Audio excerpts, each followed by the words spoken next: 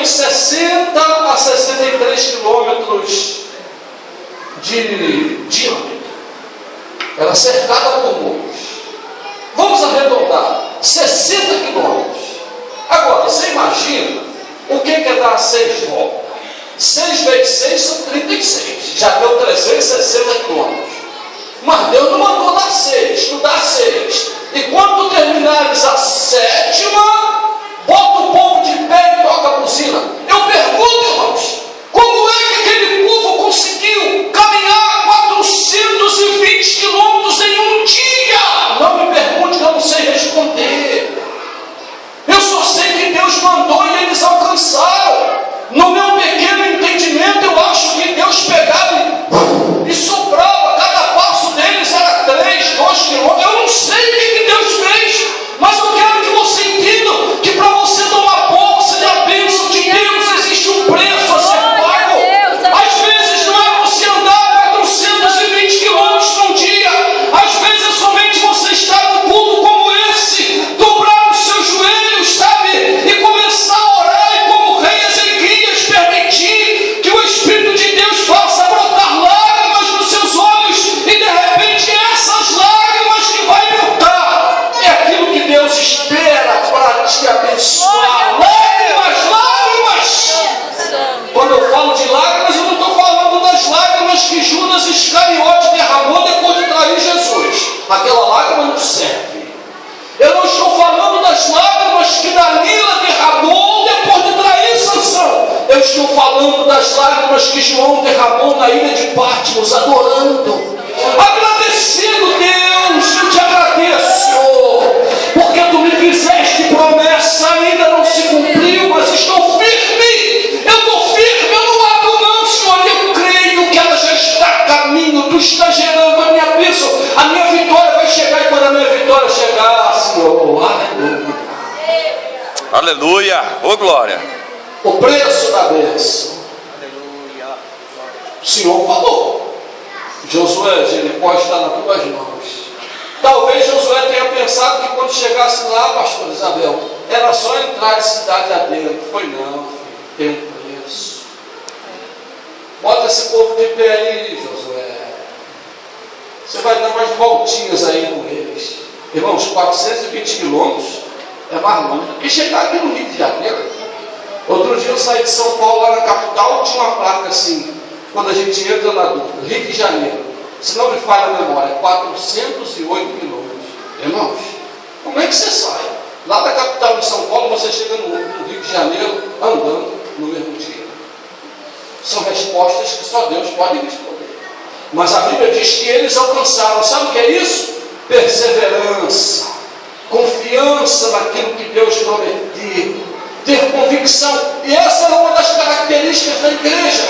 Perseveravam na doutrina. Perseverar significa fazer um esforço, ter convicção naquilo que quer, sabe? É não viver cogitando entre dois pensamentos. É unir o seu ombro ao ombro do seu irmão e dizer: nós vamos alcançar, nós vamos chegar lá. Perseverança na doutrina dos apóstolos, vírgula, na comunhão. A Bíblia diz que o reino dividido entre si não subsiste. Uma igreja não cresce se não houver comunhão entre os seus membros.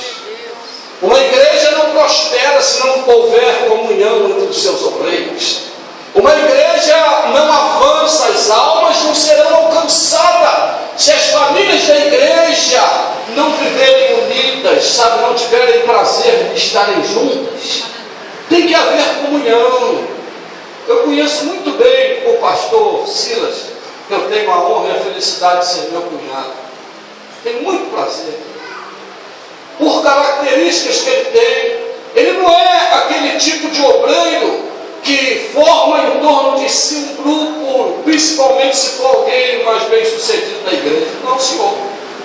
Não, senhor. Na igreja não pode haver esse tipo de sentimento. Nós vamos chegar lá, não vamos entrar por esse assunto. Vamos lá. Comunhão. É preciso que haja comunhão. Se você não for convocado para liderar, que você seja uma mão estendida para ajudar. Você não é o líder, mas o líder jamais alcançará sozinho alguma coisa. Você pode estender a mão, você pode socorrer, você pode chegar próximo e dizer: estou junto contigo, irmão, o que tu precisar, pode ligar para mim, irmão, eu estou à disposição para servir, eu quero ajudar você no seu departamento.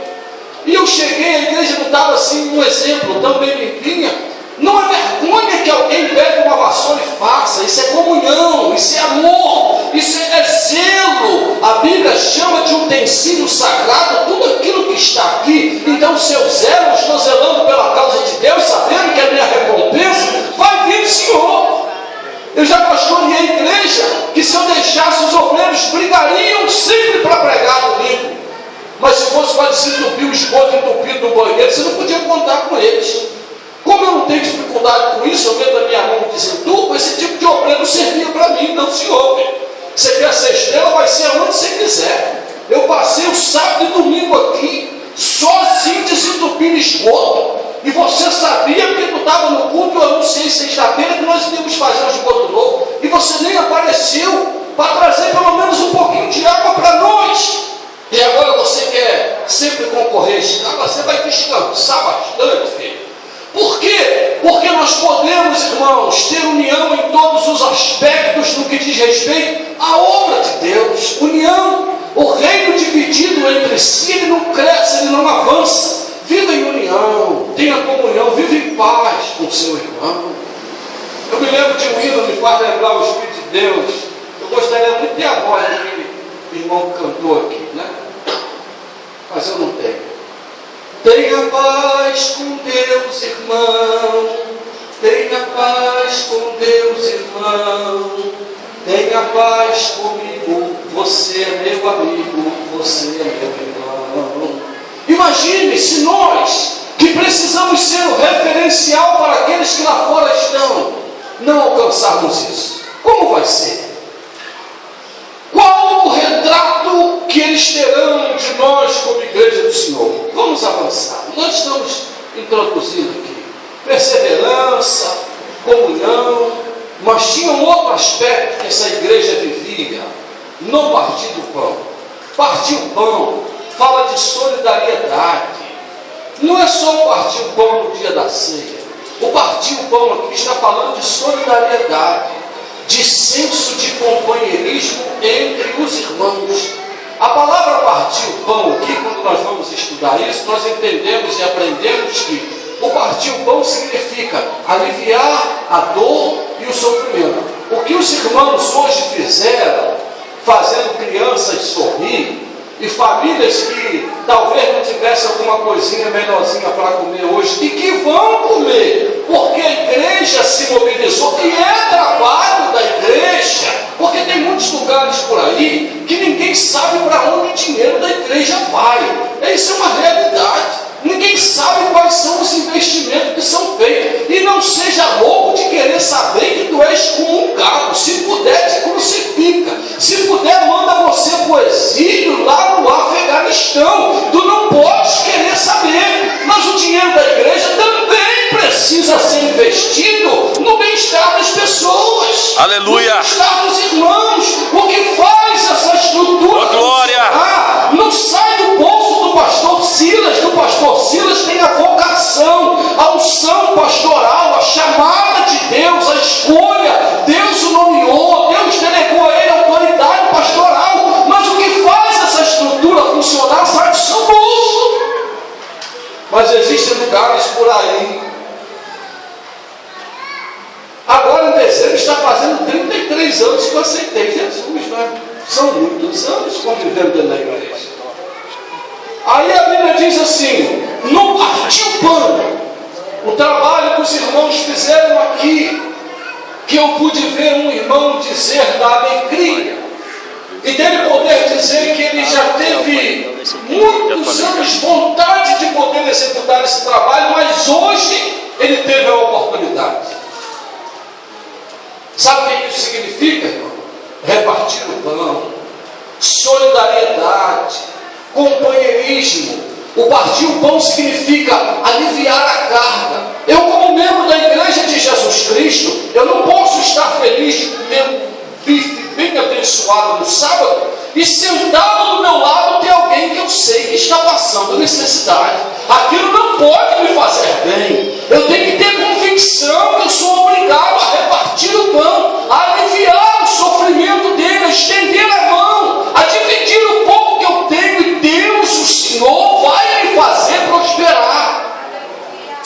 Aleluia. Que esta igreja seja uma igreja que sempre esteja disposta a repartir o pão. Que essa igreja seja uma igreja de crentes solidários, jamais individualistas. Que os irmãos sejam os irmãos que vivam uma experiência espiritual como essa. Diz a Bíblia: no partir do pão e nas orações. Eu disse que para alcançarmos a bênção de Deus existe um preço a ser pago. Tem pessoas que oram tanto, irmãos, quando recai uma calamidade sobre a sua vida. Mas ora demais. Quando o problema bate à sua porta, irmãos, é uma situação diferente. Ele busca a igreja toda hora, ele busca a casa dos irmãos. Mas olha o que esses irmãos viviam de experiência. Perseveravam na doutrina dos apóstolos, na comunhão, no partir do pão e nas orações. O que nós precisamos entender, a palavra oração, alguma das suas traduções e significado, significa oração, dar acesso a Deus às suas necessidades. Ou seja, não é que Deus precisa que você diga, porque Ele já sabe. Mas quando eu abro um canal de diálogo com Deus por intermédio da oração, eu estou abrindo meu coração, estou dizendo: Deus, toma partido nesta causa. Mas às vezes nós não temos isso como prática diária. Nós oramos na igreja quando o culto começa. Às vezes no mundo espiritual está sendo gerada uma batalha. Às vezes no mundo espiritual Satanás articulou um projeto nocivo, maquiavélico, pernicioso contra nós. E nós saímos de casa de manhã e nem dissemos: Deus, tem misericórdia do teu servo. Não permita-me tropeçar com o meu pé, Senhor, em nenhuma pedra. Senhor, aonde eu pisar, que os teus anjos pisem comigo. Nós não oramos. Nós não intercedemos pelos nossos filhos como deveríamos. Como eu já vi muitas das vezes o meu sogro quietinho lá na sua casa, no seu quarto, orando, nomeando filho por filho. E quando sair do quarto, os olhos vermelhos e inchados de ter orado e chorado pela vida dos filhos. Às vezes nós negligenciamos nessa parte, mas o que nós precisamos entender é que o escritor ao Eclesiastes, falando aos jovens, no capítulo, se não me falha a memória 12, ele diz assim, aos jovens: lembra-te do teu Criador nos dias da tua mocidade, antes que venham os maus dias. Paulo fala sobre o dia da provação, dia de dificuldade. E João, em uma das suas cartas lá em Apocalipse, ele também fala sobre o dia mau, sobre o dia da dificuldade. O que nós precisamos entender, irmãos, é que enquanto nesta terra nós estivermos, nós estamos patentes e sujeitos a que algo ruim aconteça contra nós, contra a nossa casa, contra os nossos filhos, contra nossas famílias. Mas o caminho que nós precisamos tomar é esse aqui: perseverando na doutrina, na fé, tenho convicção. Eu vivo em comunhão com meus irmãos, eu reparto meu pão, sou solidário, não sou individualista, e os meus joelhos não se cansam de dobrar diante do Senhor Todo-Poderoso. Mas no versículo 44, a Bíblia diz assim: as consequências, o que havia, o que acontecia por consequência da atitude desses crentes. Versículo 43 diz assim: em cada alma havia temor. A atitude do capítulo 41 e 42, nós vamos ver as consequências, o reflexo dessas atitudes no capítulo 43. E em cada alma havia temor. Aleluia. Você já se preocupou em observar o significado dessa palavra temor? Não vem de ter medo de Deus. Era algo voluntário, sabe? Em cada alma havia temor, vírgula, e muitas maravilhas. Uma igreja marcada por milagres. Milagres. Aleluia. Sabe o que significa o milagre de maravilha? Maravilha é tudo aquilo que vai de encontro à natureza. Por exemplo, Josué orou, o sol parou. Isso é maravilha. Quem na terra tem a capacidade de fazer isso? Deus fazer o sol parar por causa da oração de um homem? Tem alguma coisa. Nós não temos que refletir e pensar acerca da nossa condição, das nossas atitudes, no que diz respeito ao que temos sido e produzido para o reino de Deus aqui na terra, que é a sua igreja. Maravilhas! O homem simples, mortal como nós, mas que vivia numa dimensão espiritual com certeza diferente da minha. Eu não quero dizer a sua, a minha. Fique aqui, amigos. Vai ser difícil para você passar aí. Olha como está a correnteza do Jordão. Oi, Eliseu. Desculpe, pastor. Não, só um minutinho. O problema para você é o Jordão, Eliseu? Sim, não tem como atravessar isso aí a nada. Mas nós vamos atravessar a pé enxuto. As águas se abrem. Como se fazer parar o curso de uma água, irmãos? Como é que uma coisa dessa pode acontecer por intermédio da vida, da unção, da autoridade profética na vida de um homem? E não satisfeito, Elias é assunto aos céus. A Bíblia diz que vem uma carruagem com cavalos e carruagem de fogo, divide Elias de Eliseu. E quando agora Elias sobe, Eliseu se assusta, a capa da unção profética de Elias cai, Eliseu se abaixa, pega. Isso tem uma simbologia, pastor Silas, o senhor sabe muito bem, tremenda, poderosa. O abaixar de Eliseu significa tem um preço, tem que deitar, tem que dobrar o joelho. Não existe nada de mão beijada, existe um preço, seu pai. Agora o profeta substituto, que é um exemplo de perseverança, Eliseu pega a capa. E agora vai Eliseuzinho, meu Senhor. E agora bate ele novamente no mesmo rio.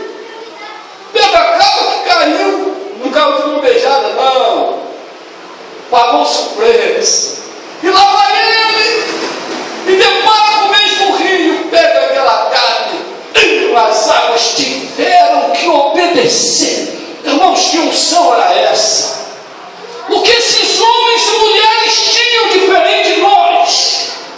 Porque Deus realizava coisas dessa ordem no meio desse povo. O que acontecia é para nós refletirmos na realidade que nós vivemos, com toda a tecnologia que temos, com todo o conforto, pastor jovem, com vigor para pregar bastante. Eu não estou falando de mim, estou falando do pastor da igreja, jovem que prega com convicção, que sobe um monte para orar, para a igreja estar bem nutrida, alimentada no sentido espiritual. E às vezes nós nos damos por satisfeitos com quase nada. E eu quero te dizer que tudo que você já viveu na sua vida de experiência é nada diante daquilo que Deus ainda tem para revelar a você. Aleluia.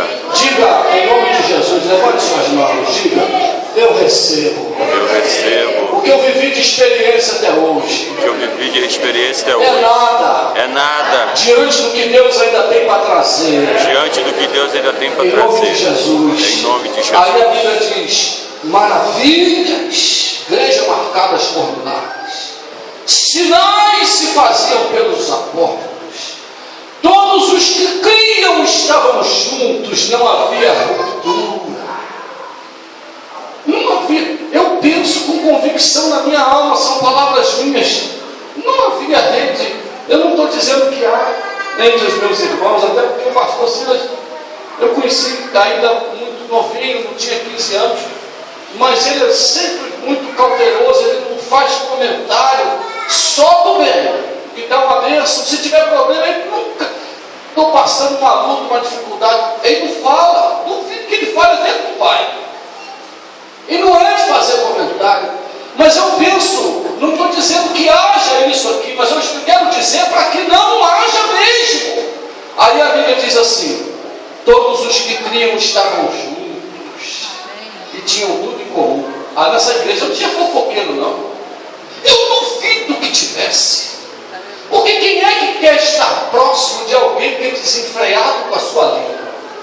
Quem é que quer estar próximo daquele que fala daquilo que não sabe e só fala porque alguém lhe diz?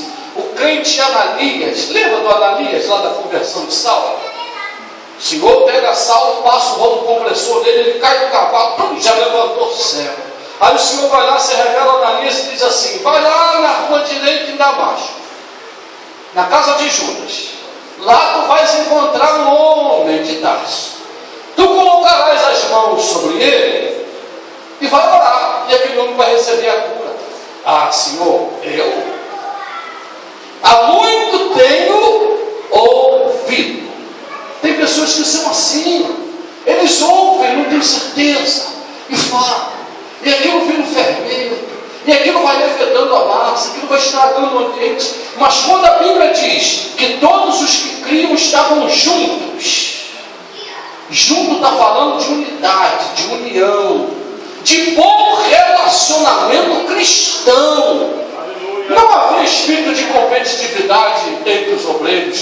E eu quero crer que aqui não haja, e permita a Deus que nunca aconteça. Não, se eu pregar hoje vai explodir tudo. Aquele irmãozinho lá só sangue. Fala tanta coisa que não deve.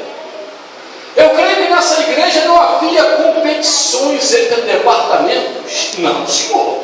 Porque como é que vai estar junto, andarão dois juntos quando não há concordância? De maneira que não poderão andar. Mas essa igreja aqui, eu sou levado a crer pelo Espírito, que estar juntos e tinham tudo em comum significa havia bom entendimento entre os seus membros.